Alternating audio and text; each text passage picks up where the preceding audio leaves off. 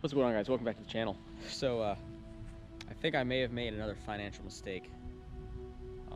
Hopefully it's not, but yeah, you're probably gonna get me for this one. But spent $900 in efforts to continue working on the Prelude, and well, that $900 bought me this. So this is a 97 base. As you can see, it is beat to shit. Every body panel on the car is dented or severely damaged.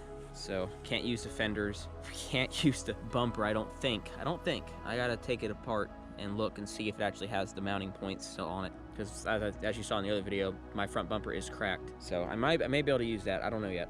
It's got a set of XXR 530s on it, which, you know, they're not the best rim, but at least they are wheels, so 17s, not too bad. The back tail lights are in fairly good shape. There is a bumper.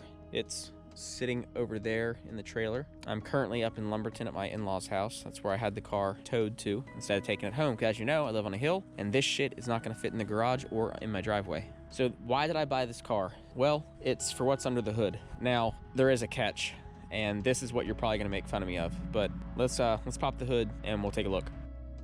Everything looks like it's here, except for the AC lines. The AC lines were definitely cut. You can see it right there. It is gone. The condenser and stuff is here, so I'm halfway there. I just bought this battery, threw it in the car. The catch, I wasn't able to hear this motor actually run. And the reason for that is because it was tore apart and it has no key. When I picked it up, had no key, had no battery, and the guy said that it had ran. That's how he put it in the yard and moved it around, but he lost the key. So what I decided I'm gonna try to do, I bought a battery, and it has no fuel in it at all, but at least I can hear it turn over, hopefully by doing a bump start on the starter. So let's see what happens.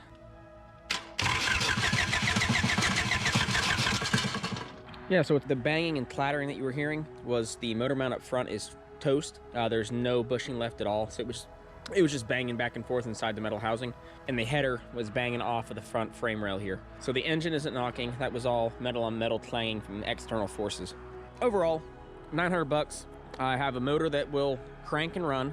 I have headlights that I can take out and use in mine because these are in better shape. I have wheels and tires. I have the trunk assembly is for the most part together. And I didn't have any of that either. So I have carpet for the floor. I haven't been able to look underneath. I'll probably do that in a little bit. There are odds and ends on the car that I can keep to make mine different. If I don't want to do the Type SH spoiler, I can do this trunk lid, just fix some of the small cracks here and run a spoilerless setup if I want to.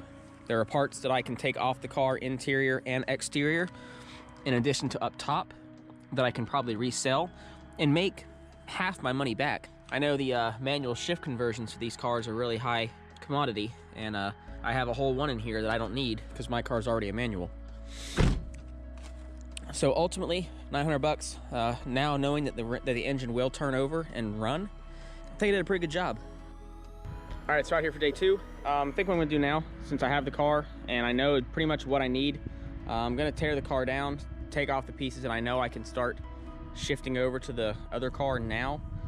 Start surveying headlights, tail lights, see which ones are better, keep the good ones, get rid of and or sell or repair the old ones and, you know, put them back on.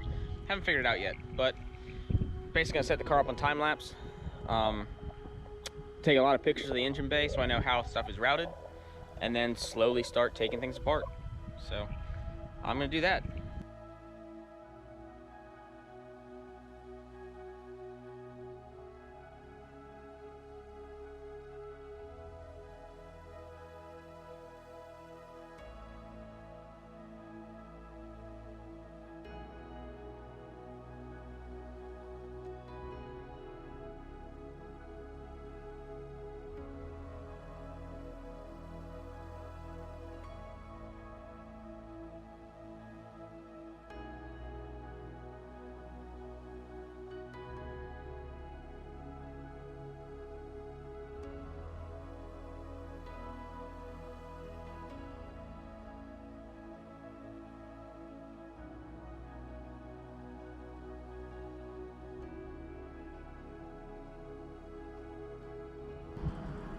Well, I just had an oh shit moment.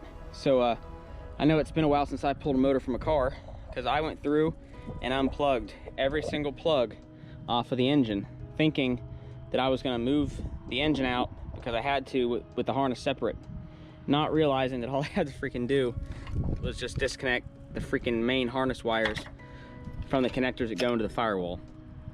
So now I just spent the last 5-6 minutes or so plugging all the plugs back in so I don't rip them out when I go to pull the motor.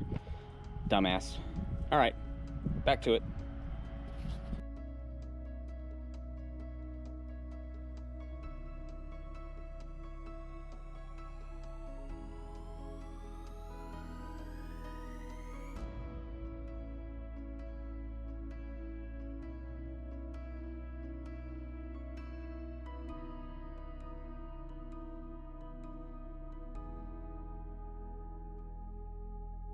So as you can see, it's starting to get a little dark. The battery died and I didn't know it. Long story short, recap for the video. The engine is completely disconnected from the chassis, so it can be pulled out once I get a engine hoist to remove it. All I have left really is the driver's side axle to pull to free it up completely. Passenger side axle is already out. The bottom control arm nut is stripped, so I couldn't get that off, so I'll have to work at that later on.